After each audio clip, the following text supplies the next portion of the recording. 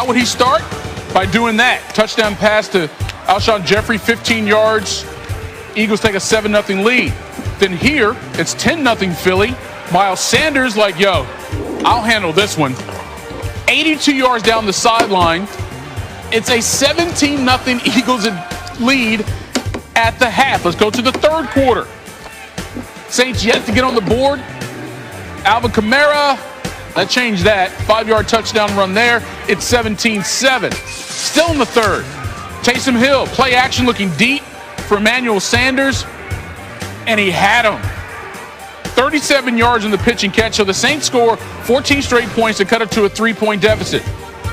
Fourth quarter, Saints going for it, 4th and 2. Hill rolls to the right, gets sacked, fumbles. Eagles recover. They would have got the ball anyway.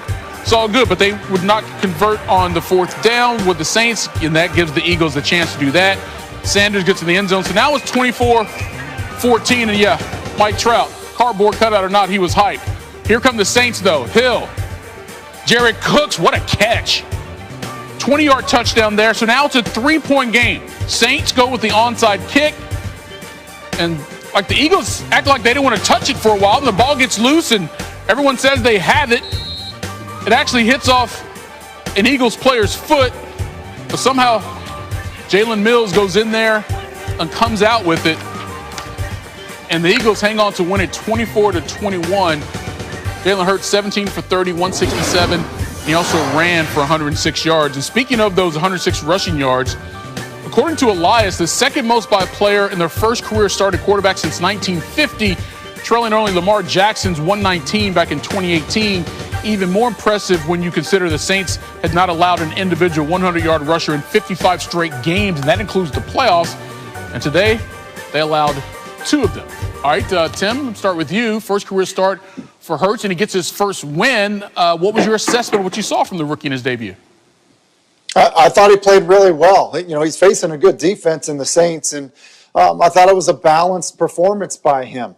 The passing numbers are not, overly impressive, just over 6% of, completion percentage.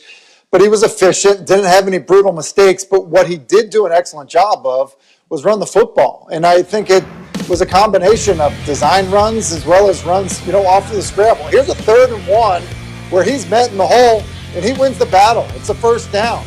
Then backed up, they have a zone read where he keeps the football and he gets a first down. It eventually leads to the long Miles Sanders touchdown run.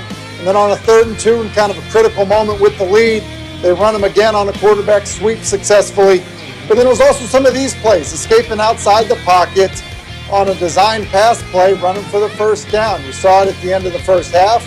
It was just a lot of, good opportunities for him. He has a natural ability to know when to run, know where to go when things break down. And I think that was evident, and it was something that it seemed like this Eagles offense kind of fed off of. Yeah, it looked like reminiscent of what he was doing during his time there in Tuscaloosa before going on to Oklahoma. Rob, what about you? From your defensive eyes, what did you see from Jalen Hurts? Yeah, he looks good. And look, the Eagles have themselves a quarterback problem because what are they going to do with Wentz next year? I like what I saw to Hurts, his ability to get out of the pocket. The offensive line we know has been decimated with injuries. And this is really the first time I've seen the Eagles offense move the ball with success against the best defense in the NFL. Yeah, that's right. The Saints are a really good defense.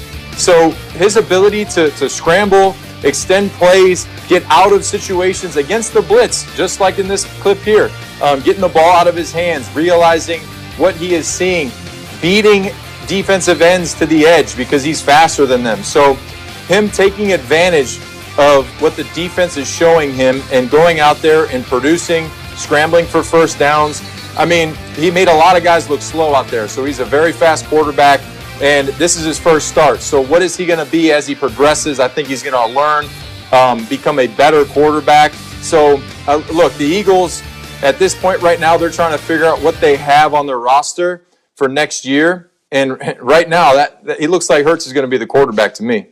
Yeah, very nice debut, to say the least, and I just can't wait to hear some of the comments from Philadelphia Sports Talk Radio tomorrow after this performance from Jalen Hurts. Guys, sit tight. We do want to talk about the Saints aspect of this game, but live right now on SportsCenter, here's Sean Payton following the loss. Sean, can you just describe what you saw with Jalen Hurts in the quarterback run game?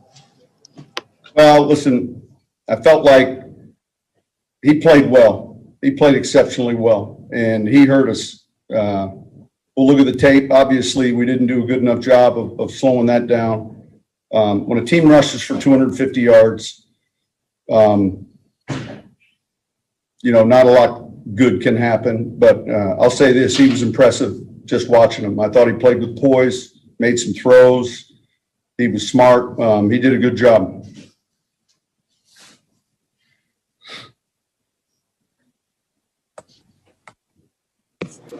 Hey, Sean, what happened on the the fourth down call on the end of the drive right after you guys got the fourth down stop? What happened on that play there?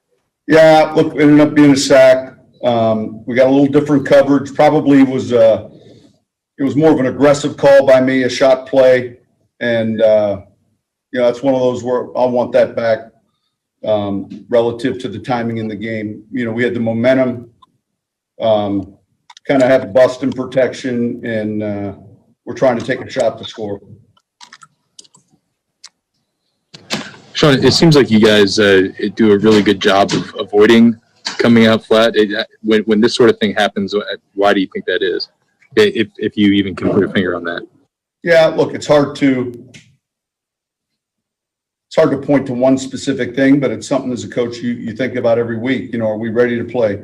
Did we do everything necessary to be ready to play? Or and so you evaluate your preparation, and we didn't do a good enough job as coaches, starting with myself, in preparing our guys and getting ready. And now look at halftime, we came back out with a little bit of juice and energy, and made it a little bit closer game, but clearly we didn't play one of our better games today. That was obvious.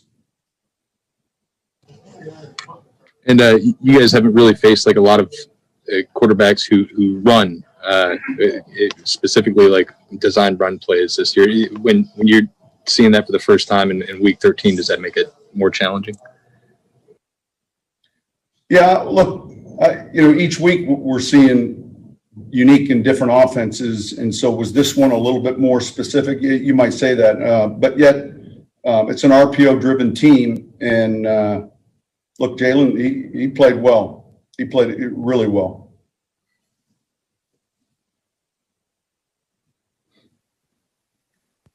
Hey, Sean, in that long drive in the fourth quarter that ended with a 57-yard missed field goal, it's easy for people to say, like, there's no sense of urgency or whatever, or you need to move faster. But what goes into that? Like, if you're looking at this drive and people are saying the team's not moving fast enough, like, generally, why would that occur, I guess, if that's question makes any sense?